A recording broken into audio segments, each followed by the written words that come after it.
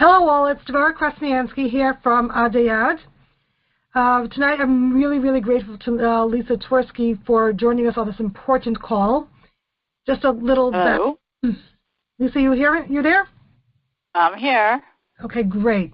So Adai's mission is to provide the necessary tools and insights for a strong and successful marriage, starting with pre-shidduchim, continuing through the shidduch process, and into the marriage itself. And to that end, we've done several workshops and lots of articles on our website, which is adaiad.org, ADAIAD.org. And then recently we got a grant from the City of New York to combat domestic abuse, and that's why you'll see quite a bit of that on the website as well. We're really grateful to the Crown Heights Jewish Community Council and to Council Member Matthew Eugene for organizing this grant so that we can bring you these kind of workshops. So once again, welcome Lisa Twerski, who's done several of such top talks for us on the important topic of domestic abuse and different aspects and different angles about this topic of domestic abuse. Unfortunately, it is a reality.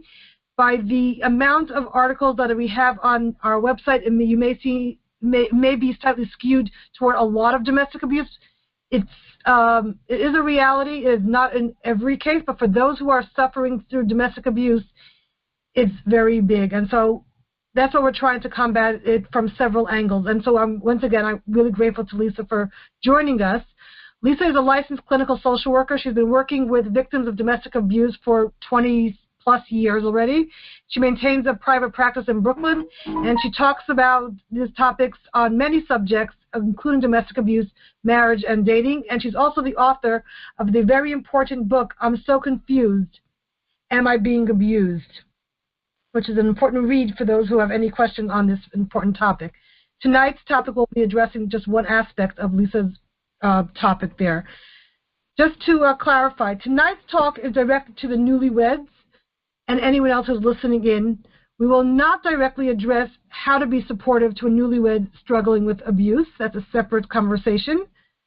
Also, right. For those about how to notice red flags during dating and engagement, that's also a separate topic, an important topic, and we have addressed that.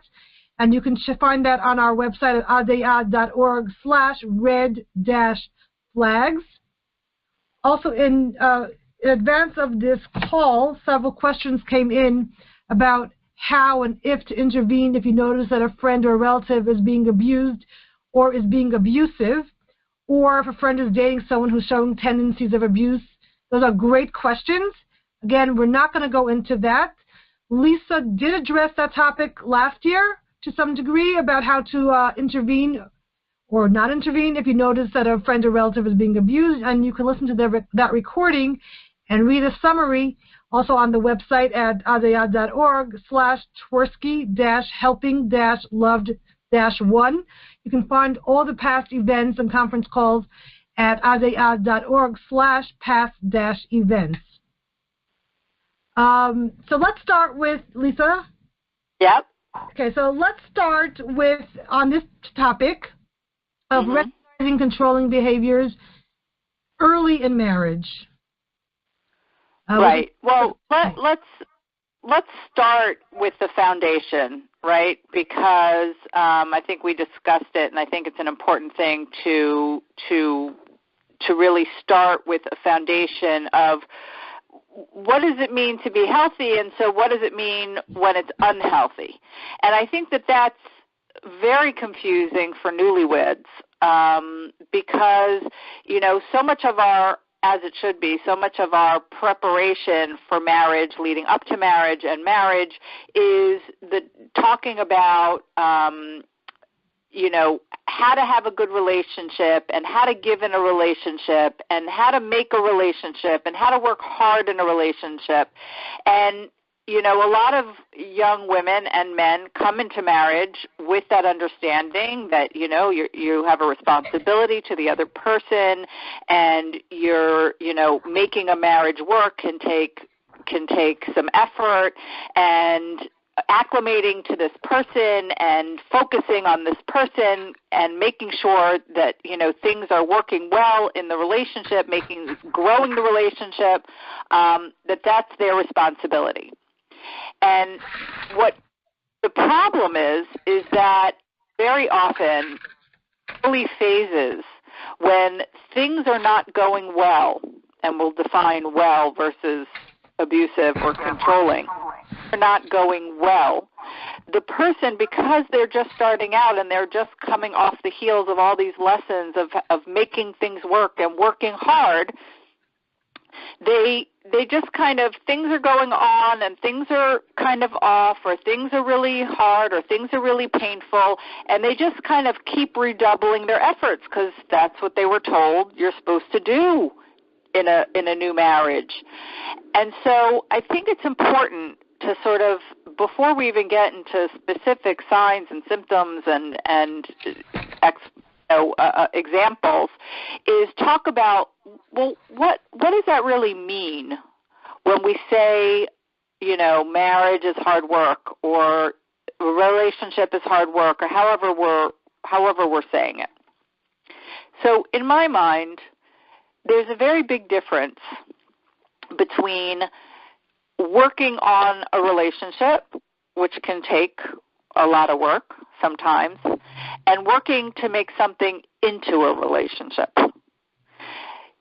In a situation where someone is married and they are working by themselves to make something into a relationship, and the other person on the other end just keeps looking for how much harder that person is going to work without also being a partner in that process.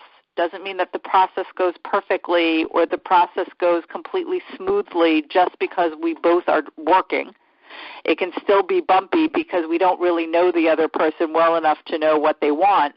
But there's a different basic sense in a marriage or in a relationship where we're both trying, we're both in this together, we're both wanting this to work, we're both looking to make things better, as opposed to one person is standing there saying, let me see what I can do to make this into a relationship between the two of us, and the other person is just looking at what they're going to get from the person. There's a different feeling. And that newlyweds who are working really hard and feeling discouraged or feeling distressed, one thing to take a step back in a general sense, like I said before we get into specifics, is does it at all, even if I'm frustrated, does it feel like we are working on this relationship, or does it feel like only I am working on this relationship and the other person doesn't seem to be putting in any effort? It's me trying to make this into what we would call a relationship. A relationship means we're both in it. Or a healthy relationship means we're both in it. If I'm the only one that seems to be in it to try and do that work, we already know there's an issue. Okay?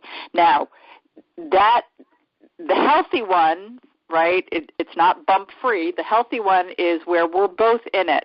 We both know it's our responsibility. We both are trying to work to make this better, to make each other happy. We might not always succeed, but we're both in it. But then there's the situation where somebody's feeling like I'm the only one, and then we can start to talk about, well, what are the specifics? When are we talking about abuse or control, as opposed to what we might call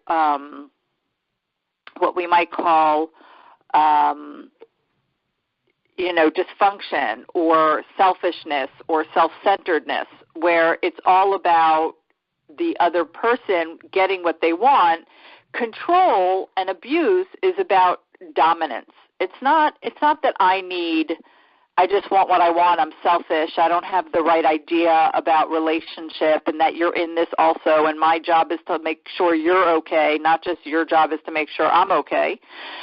When we're selfish, we can call that dysfunction, and it might be a selfishness from the wrong idea of what relating and relationship is, but it's also can be from a mental illness where the person just isn't available to be focused on the other person as opposed to being focused on themselves. They're just too wrapped up in themselves to be available, to be busy and looking and putting in effort into a relationship, not necessarily through any fault of their own, so to speak, but if they're severely depressed, there isn't extra energy to be working on this relationship. They're not available to it. In abuse and control, the other person might be focusing on their spouse, but they're focusing on their spouse to try and get dominance. They want to be in charge of everything their spouse is doing. They want to know that their spouse is focused on them from a standpoint of power and control, not just I like to have what I like to have because I'm selfish, but I need to have that power and control, so I need to see that you're focused on me. And there isn't any focusing the other way. There isn't any, oh, well, I have to give in to that, or I want to make you happy, so I won't do that.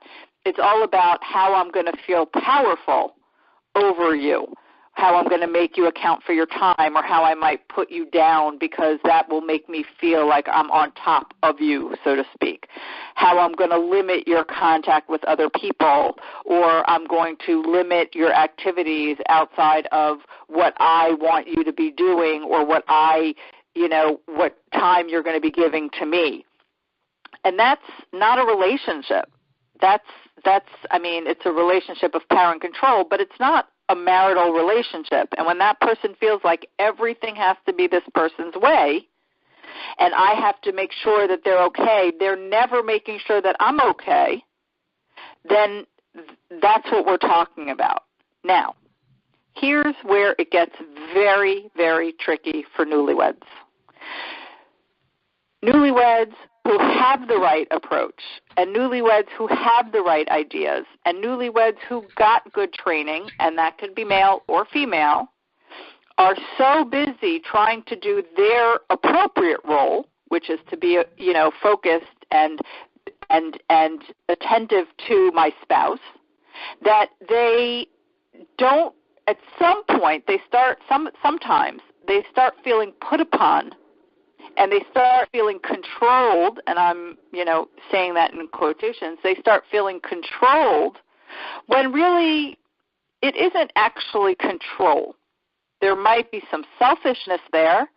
Their partner might have to be pushed or pulled into considering their spouse. But there isn't really control. And the newlywed that sometimes comes to see me doesn't really know the difference because they're so busy being the good spouse, so to speak, that they don't make demands or they don't stand their ground on anything. They don't say no when their spouse wants them to say yes, and they don't say yes when their spouse wants them to say no to something. They don't because they're trying to be so good. And so sometimes in this earlier stage when I see somebody, it's hard to detect, like, are they really being controlled? Or this person they're married to is a bit more selfish, and because they're so busy being the good giving spouse, they don't have anything and they feel controlled. And the only way to know really what the balance of that are to sort of say, I'm going to stop being so good and so giving and to say, hey, I have needs too. And then you get to see, is this a person who kind of just needs to be pushed or pulled to be a little bit more generous or giving, or is this a person who really won't tolerate it because they must have their own way? They actually are controlling or have intentions or assumptions about who is going to be in charge and in control of things, and it's them. But in the beginning newlywed stage, if we don't make our needs met, if we are with somebody who isn't, looking for what is your need, and we don't say, hey, my need is this, it can be confusing for the person, and it can be confusing to the person that they go to speak to, even though we're not really going to be using this forum to talk about, how somebody can be helpful or how somebody can be supportive of this person. I do want to make the point that it can be confusing to the person who this miserable, let's say, sad, miserable, upset, unhappy newlywed goes to talk to figure out, is this really about control, or this is some selfishness that gets exacerbated by the fact that the spouse won't put their foot down? Because, my teacher told me, my lesson teacher, my college teacher told me to be giving, so I can't put my foot down. But really, if they did, it would go okay.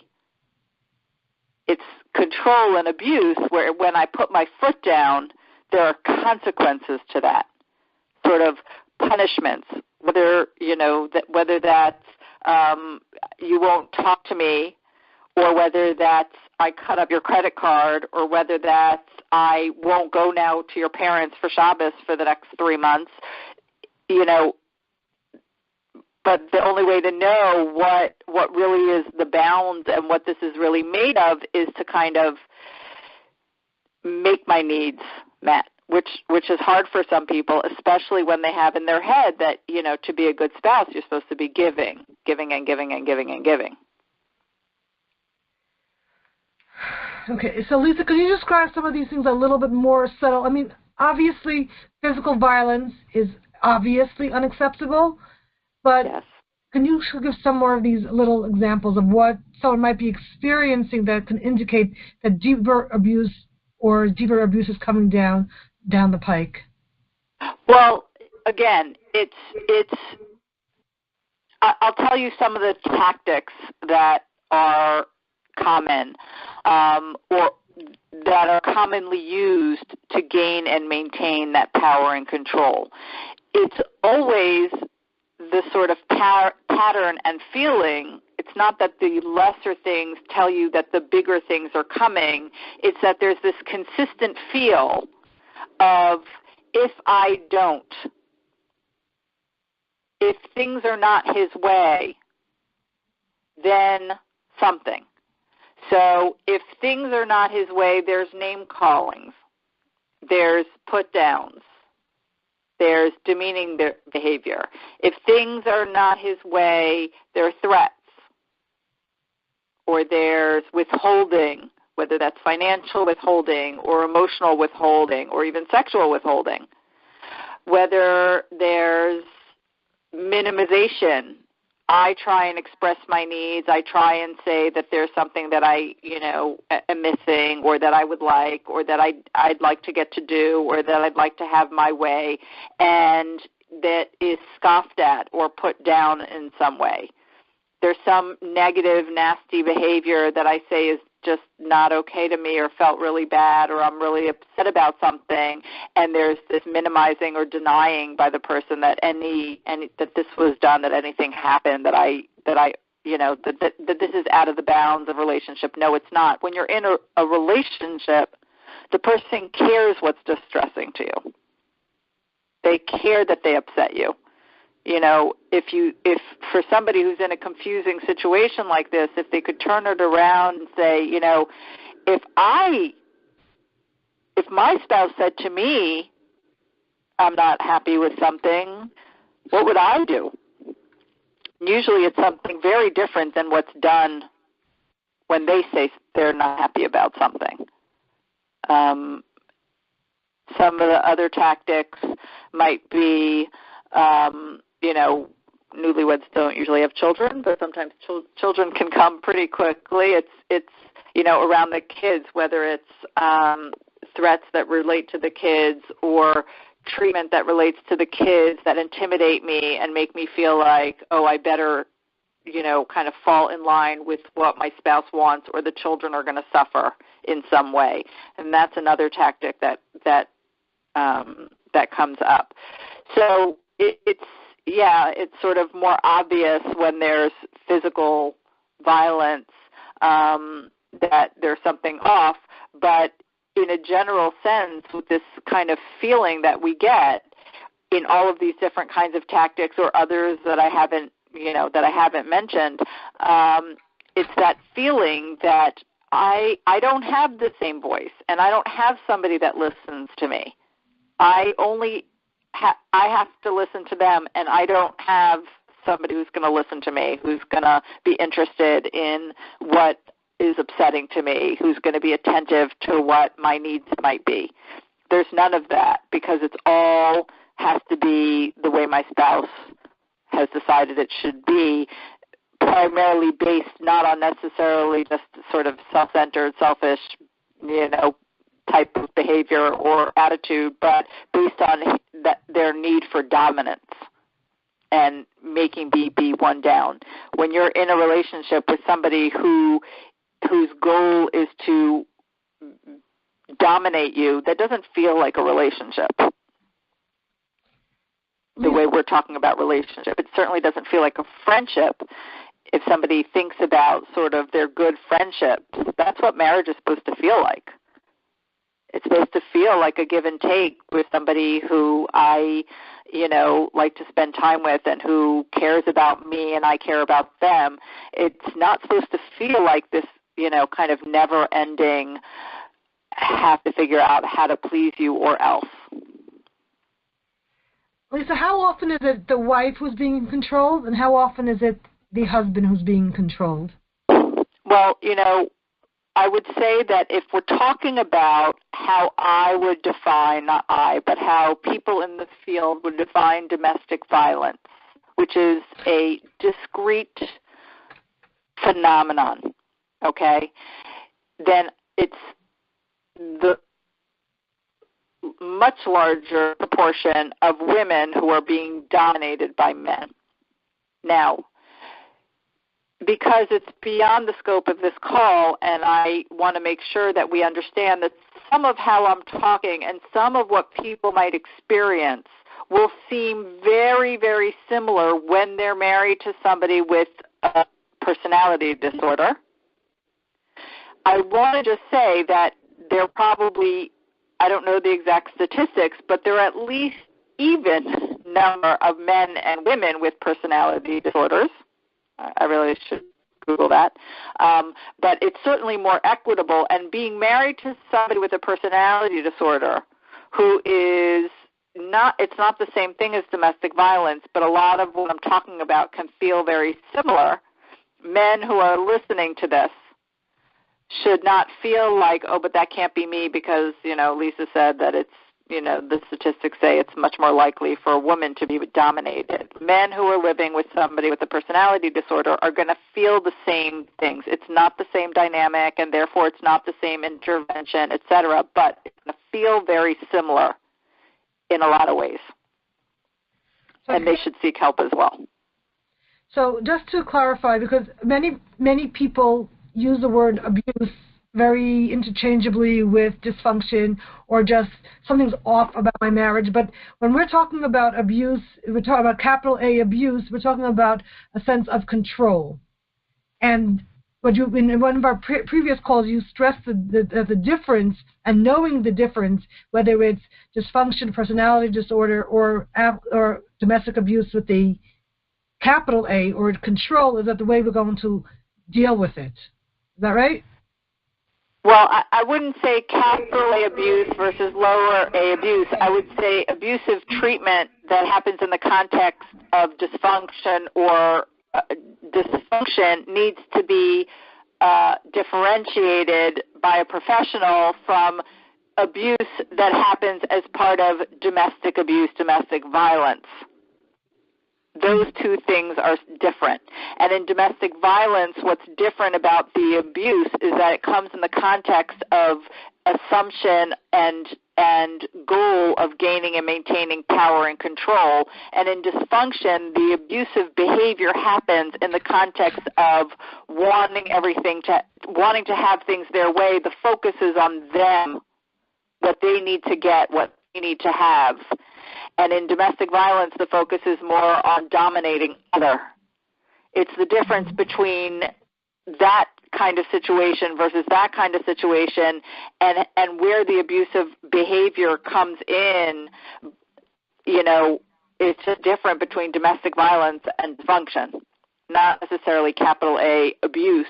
Okay. Unless you're saying capital A abuse is when it's domestic violence, and lowercase a abuse is when it's, dysfunction, mental illness. Yeah, I meant it in that context. Yeah. Okay. Because people throw the word around, because it's like in the English language, it's the same word, but it has very different. So right, you right. mentioned that it's mostly women who are being controlled or in domestic abuse. They are the ones that are being controlled. So what keeps being abused? Yeah. Well, a much larger percentage is women, or at least the literature shows that. But yes. so what keeps women and the Go ahead. And the statistics show that. Okay. So what keeps women in an abusive marriage? Why do they stay? Well, there are a lot of reasons that they stay, and it's almost like women often feel like they can't win, especially newly married women, right? Newly married women who are, besides for their own bias, like I wanted to marry him, let's say in the parts of our community where it's really, the person really, feels that it was their choice as opposed to relying on parents and their judgment more. It was my choice, and look at all this money that we spent on the wedding, and further or more deeply, it's sort of like somewhere in their brain, and I don't think it's necessarily articulated when they're younger, but maybe they are able to articulate it when they're older, it's sort of like darned if you do, darned if you don't. So if they recognize right away what's going on and they say, oh, this is bad, I don't want this, or this is bad, they get a lot, and they know even before they do it that they're going to get a lot of voices kind of almost tsunamiing over them. How do you know? And you got to try, and it's just marriage is hard work, and it's just your adjustment. There's a lot of minimizing and denying, just like the abuser's doing at home. If you come and try and sort of wave the red flag of distress over what this is actually, what's actually going on here, you're going to get a lot of those voices. And then if you don't raise the red flag and you kind of try, and you try this and you try that and you read this thing and you go to that lecture and then it's like years later, then you kind of get this, you get this reaction from people of, well, how bad could it be if you've, spent all this time with him, you've lived like this, so it can't be that bad. Women, I'm saying women because the majority are women in that kind of domestic violence situation. People are really in this conundrum. They kind of know that, if you raise the alarm bell too soon, people, maybe it's better now. There's a lot more awareness, but people are a little bit, they don't want to hear it. They have the same things in their head. You just got married, and it's cost so much money, and you wanted to marry this person, and so that's part of it. Part of it is feeling dumb. Part of it, especially if somebody did say something to them in the dating process, then it can be really hard to come forward and say, oh my gosh, I don't know, I'm really worried, because if somebody said, I told you to be worried, then it feels really embarrassing to come forward. People feel ashamed, like maybe they just, because they get all these messages about trying hard and working hard and doing what you got to do to make a marriage work, they feel like maybe it's them. They're not figuring out how to do the right thing, and so it must be them that is the reason that the marriage isn't working properly. So they feel responsible, so they keep trying on their own husband to make it work, because that must be what I'm supposed to do. So those are some of the issues. I think that people who have been talked to about things and reaching out, and if you're having issues and you're having struggles, that they're going to be more likely to maybe reach out and talk to somebody about it. But not everyone gets those messages, and they kind of find themselves in this situation, and it's overwhelming, and it's difficult, and it's a struggle, and they kind of just keep trying because they don't know what else to do. But keep trying and keep trying and keep trying. Also, in a previous call, you also said that sometimes again, we're going to use that, makes her feel like no one's going to want to marry you, and there's that whole aspect also that she just feels. Right, and that's probably belongs to the more later married longer type of situation where, there's all of this talk of where the person's really been worn down from what they were. We're not talking about only somebody with bad self-esteem winds up in this marriage and then just stays there. They're very strong, and that's another point I'll get to in a second, they're very strong, very capable, very able women who find themselves stuck in this, and sometimes it's sort of like, well, I'm strong, I'm gonna fix this. It's not this meek mentality of, oh no, what will I do? It's more like, I can beat this, I can make this work, I can fix this, and that's where they're coming from. For those who start out that way and then they're just kind of worn down, then yes, at some point all the negative talk that he has to her about how bad she is or how unappealing she is or how dumb she is or how ugly she is or how whatever, and no one will want you, that eventually can take root. It might be able to take root sooner with a newlywed if newlywed has already, kind of comes in with a low self-esteem. But that's not necessarily who we're talking about. There's, like I said, there's some very strong people who, they're gonna overcome this. They're gonna fix this. They're gonna make this happen. And that's another kind of wearing down process that happens. It's sort of like if he did this thing, and I didn't. I said, I'm going to try and I'm going to work and I'm going to whatever, and I didn't say anything about that. I didn't go to anybody about that. And then the next thing, he does the next thing, the next level, whatever that might be.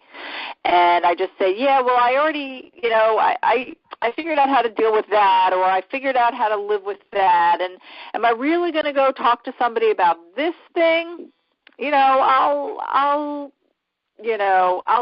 I'll deal with it. I'll figure it out. And so they put up with the next thing, and then it's the next thing, and all of a sudden they're sort of, underwater with how many things that they've dealt with, and they don't really know where to. It's hard to reach out at that point. Then it becomes like embarrassment or shame of people knowing. Often it's that point. There's already kids, so, oh my gosh, now I have to make it work because I don't want to break up a family. Things can be a very slow progression. There can be very mild and very subtle things going on at the beginning of a marriage, and so, it's not until there's a child or two where it's unbearable. But now I have children, so that's another reason that women don't want to reach out and tell people. They don't want people to know this about their family. They don't want to. So there's so many different reasons that people don't reach out. Lisa, you said something about about children. I've heard, and if you confirm that sometimes this abuse or sense of control comes about when there is a pregnancy. Specifically. Well, that's what the statistics say, that there's a very high percentage of women who are physically abused for the first time in their first pregnancy. And the thinking is, we don't know for sure, but the thinking is that if this is about power and control, that pregnancy can be a very big threat to the sense of power and control of that abuser.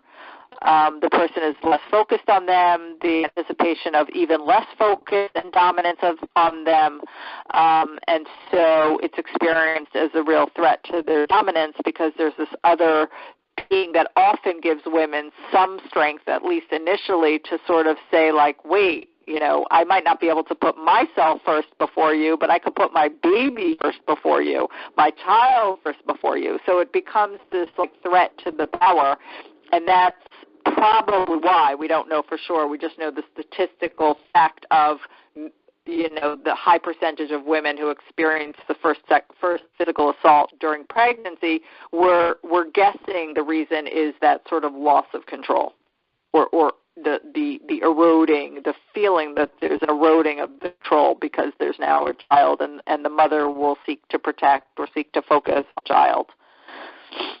Mm-hmm. Okay, so, Lisa, this one presents itself sometimes.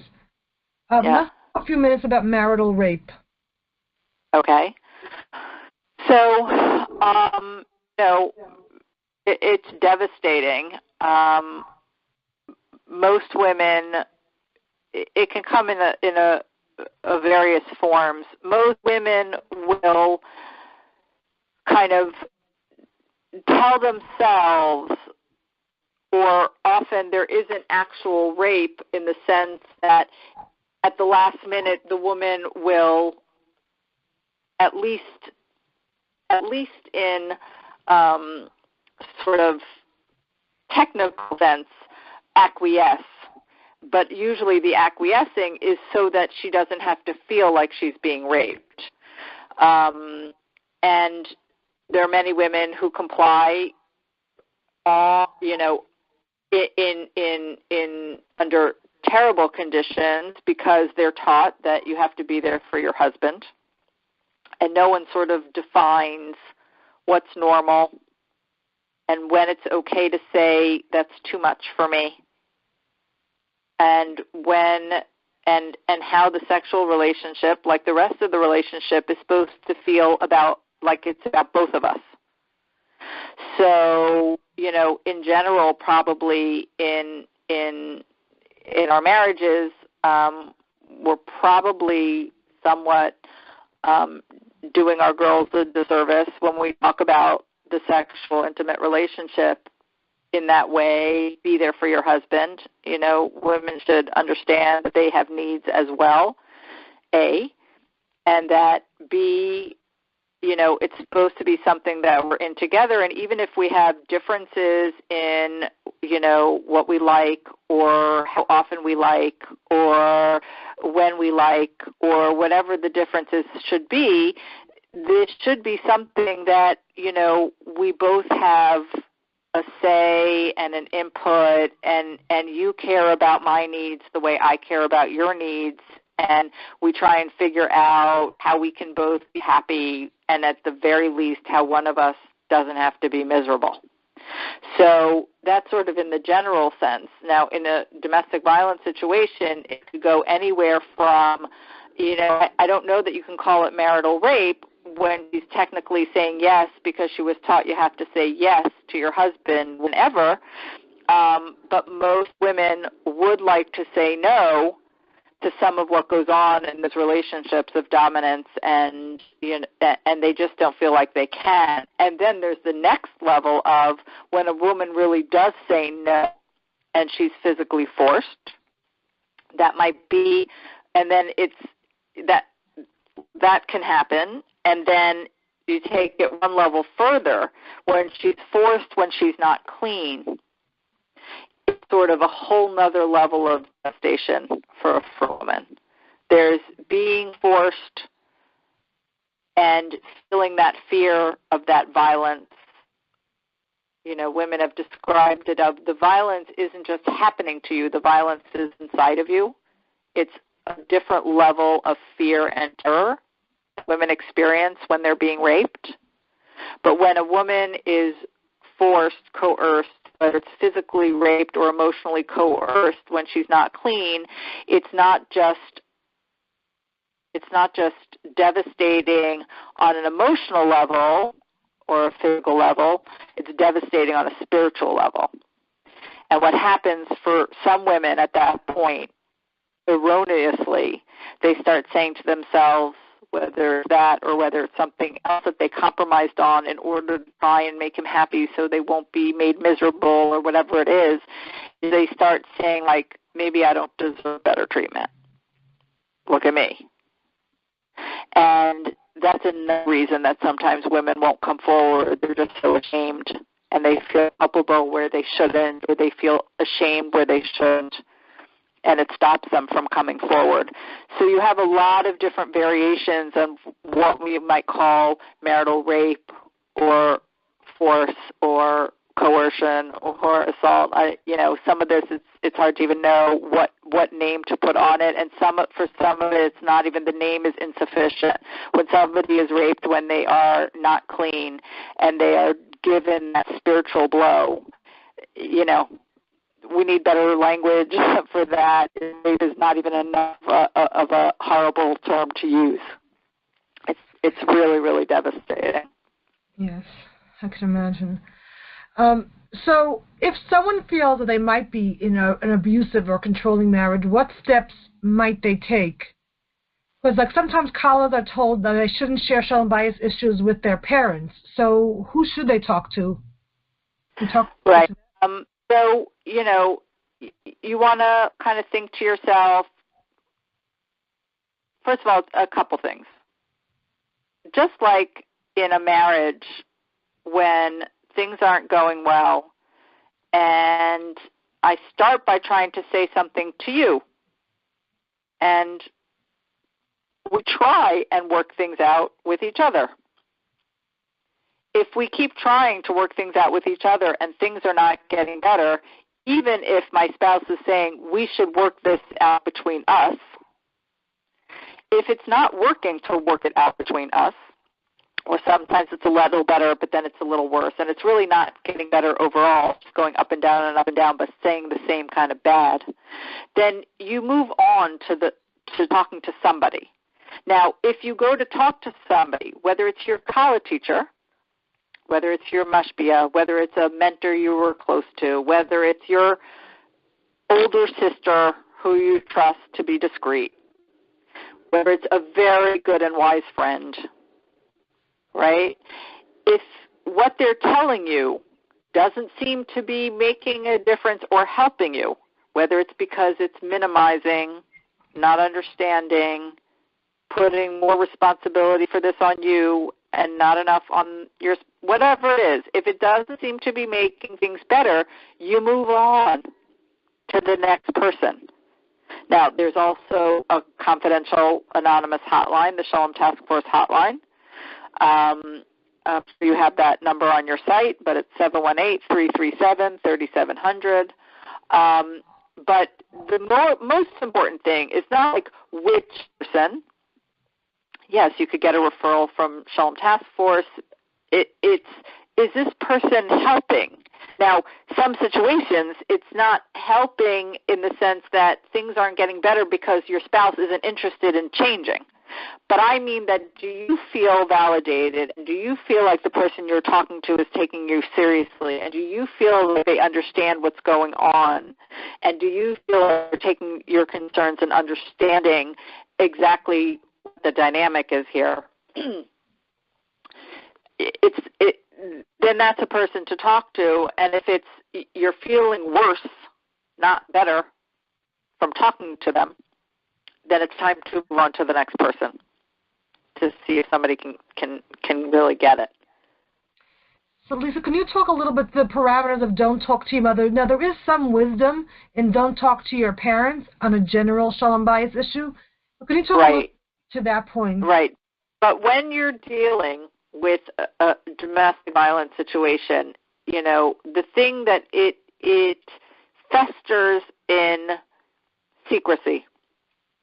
People count on the secrecy. The abuser counts on the secrecy.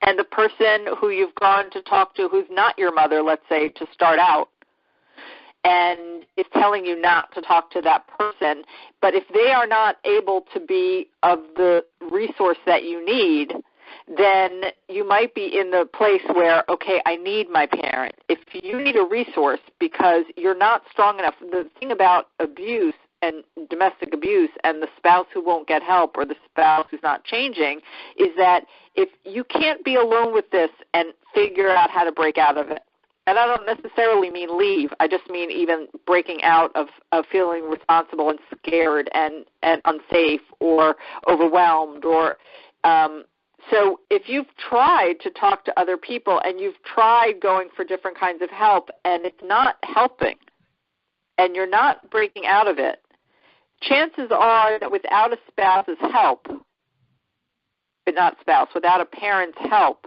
and support, it's going to be really hard to get to that place. The advice of don't tell your parent about your shalom bias issues is, first of all, when it's issues in the context of shalom bias, which in my mind is in the context of a relationship. We're not really talking about a relationship here. Nobody's looking out for you, or your spouse is not looking out for you.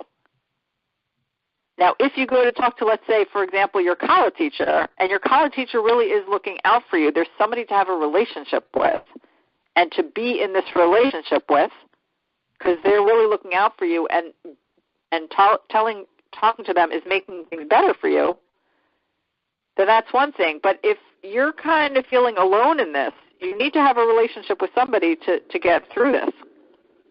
So little things that your spouse did that upset you, that your parents might think is obnoxious or, selfish in some way, that you're going to get over, and that your parents will hold it against him, for much longer, that's the category of you don't have to bring your problems to your parents. But when you're not having that relationship, you don't have a relationship because this person is not in a relationship with you, and you're kind of drowning. And then you go to your college teacher who's just telling you ideas of how to make your spouse happy, and not sort of validating that I don't have anyone looking out for me. I don't have a spouse who's worrying about me. And the college teacher is just telling you how you can work harder. You need some sort of support. You cannot be all by yourself. And if you've tried another way and it's not going, then it might be time to get your parents involved. Because usually, obviously you have to evaluate this, usually your parents will be there with you, for you, in a relationship to support you. Now, if that's not true, that's not true, but you're probably then not even thinking about going to your parents about it. But if it is true and you feel like you're alone and you can't get somebody else to kind of get it, and if the college teacher is really kind of there for you and with you and gets the situation, hopefully they'll have some, insight as to when it's time to say, I think your parents need to know about this. Mm-hmm. Don't tell your parents should be, for any college teachers listening, should be sort of the, a general lesson that has caveats, and that there are times that I say, I think we need to talk to your parents. This is not okay. And one other thing that I mentioned is don't let your pride keep you from asking. Some people don't bring it up. And also, Lisa, when we were talking originally, we said something about some people don't want to admit to themselves that this is happening.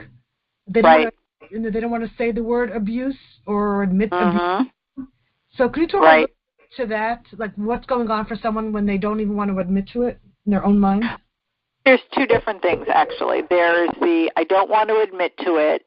Sometimes it's I don't want to admit to it because I think somebody's going to tell me that I have to leave and I don't want to, which I don't know. You have to really know the people around you. I don't ever tell somebody to leave. And that doesn't mean they can't come and talk and tell me horrible, terrible things. I'm never going to tell somebody to leave. That's not my role. That shouldn't be the role of any therapist. You have to kind of know the people around you. Are they gonna, jump to that if you tell them the word abuse, and that's why you're worried about using the word abuse? Are you going to say it to yourself that, if I'm abused, I have to leave, and I don't want to leave, so that's why I'm not saying abused? So that could be one reason. Some people really don't think in those terms. They know things are really bad, but it's not it can't be that kind of bad, so it must not be abused. It must be something else that's really bad. And they kind of need the awareness of somebody else to say, whoa, you're talking about abusive behavior here. What exactly is the big picture, and what you want to do about it is a whole other thing. But, whoa, this is actually bad. the flip side of it, this is abuse. The what comes part and parcel in this, and in some ways I'm speaking to the parents at this point, but I'm also speaking to the person in the situation, is that sometimes the parents are also so busy with don't meddle, that they kind of see that their kid is in trouble, but they don't want to be the person who brings it up. They don't want to be that meddling parent. But then the child, so to speak, the adult child is sitting there going like, my parents are seeing all of this and they're not saying anything, so maybe it's not so bad. So it goes hand in hand. And I understand when parents don't want to be too helicoptery and too meddling and too intrusive, and that's great, but you can take that too far as well, just like you can take the don't ever tell your mother anything about your shalom bias too far also. These are not like blank checks or blanket statements. Never, ever meddle in your children's lives. Okay, mostly. Never, ever tell your mother about your shalom bias problems. Mostly. But there are times when it's appropriate and it's necessary. And if you're not sure which it is as the parent, you could also ask a professional, is this a time or this is not a time? I'm really, really worried, but I don't know. And then there's same thing for the person in it. There's a hotline to call. There's, maybe you do have a college teacher who understands these issues. There's people to talk to and sort of get that first impression, but it's not never tell your parents about something going on in your marriage, and it's also not never tell your kids, because sometimes the kids are picking up the parental cue. You watched him yell at me, or there's no way you missed him calling me names, because I know you can hear in the kitchen when I'm in the basement, and you're not saying anything to me. Maybe this isn't so bad. I've heard that from all the time. How about if should the parent say something to the one who is abusing? Like to, let's say, No, never. Never. Not the abused parents. No, because then he will do everything, move heaven and earth to keep her away from them. If she's the victim and it's her parents who say something to him, no, there will be lots of isolating going on after that. And that's important. Actually, that question in some capacity came in. So we covered a lot. I'm just going to quickly look through the questions and see anything that came in the last little bit. Okay. Lisa, can you re-emphasize the difference between mental illness and the mental illness and or personality disorder or borderline, and how that's not domestic abuse, even though it feels very abusive? The question came in two different variations over our talk. Right. Honestly, it's kind of beyond the scope of this. I mean, I literally do a 2.5-hour workshop for mental health professionals on when abusive behavior is not domestic abuse. I will repeat that and it just becomes more clear when I go through sort of my methodical lecture and with PowerPoint on the subject matter. I'll repeat that there's something different about the quality of focus. Domestic violence, as we define it, is much more about a pattern of coercive control that is motivated by my presumption of entitlement to power and control of other. A personality disorder is a distortion in interpersonal relating, where I need to have you focused on me because of my own distorted perception of reality and my own psychological need and fear of abandonment that I feel if I feel you in any way not focused on me. And whereas in the personality disordered, I can almost, this gets really complex, but it's much more of my need and fear to feel your closeness is at the core. Even though when I don't feel it, I can get rageful and I can get vengeful and I can get angry and I can get domineering and dominating, and it can feel crazy, scary, and abusive. It's really, what's at the core is really my need and my fear for you. And in domestic abuse, it's all about my assumption and my feeling of entitlement to dominate you. I don't have a need there in the same way. I have an expectation to dominate you. It's very nuanced, and in some ways, in its most egregious form, it doesn't really matter which it is, because when they're really extreme, the focus has to be on getting that person safe, helping them be safe, whatever that means. So I know I probably didn't satisfy mostly, because it needs more than this forum to go through it. And it's helpful when I do that workshop. It's helpful because I, compare it to other things that domestic violence often gets confused with. And then when you're going through all of them, it becomes more clear. It also helps if somebody's a mental health professional and really understands personality disorders in the first place. So, Lisa, you wrote an article several years ago about domestic abuse and the dysfunction, and recently in Adai, I kind of made it into a slideshow so that discusses this topic a little bit more with some more examples. So for those who want to learn more about this differentiation, you can look at adai.org/domestic-abuse-or-something-else, or you can just find it on adai.org/end-the-abuse and click through that page and you will find it. It's somewhat a little bit more comprehensive than what Lisa just described, but again, I think, Lisa, you have a little bit more in your book as well. Is that right? Possibly. I don't think I go into depth to do the differential assessment in my book, really. It's really a little bit in the intro. I talk about the fact that there are some things that are confused with this, and it's important to have a clear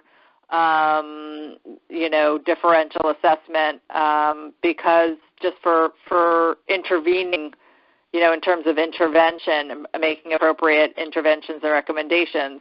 But yeah, maybe one of these days I'll get something up online which, is in more depth. But again, it's usually a talk that I give to mental health professionals. So Lisa's book is called I'm So Confused, Am I Abused? It's a great book for those who want to know more about this topic in general. It's good for those who might themselves be feeling abused, and for those who feel that there might be somebody that they know and love that is being abused, to get a little bit of a better sense. Also, Lisa talked for us last year about how to be helpful to a loved one who is being abused. You can find that also on the Adai website at adai.org/past-events. Or on the adai.org/end-the-abuse.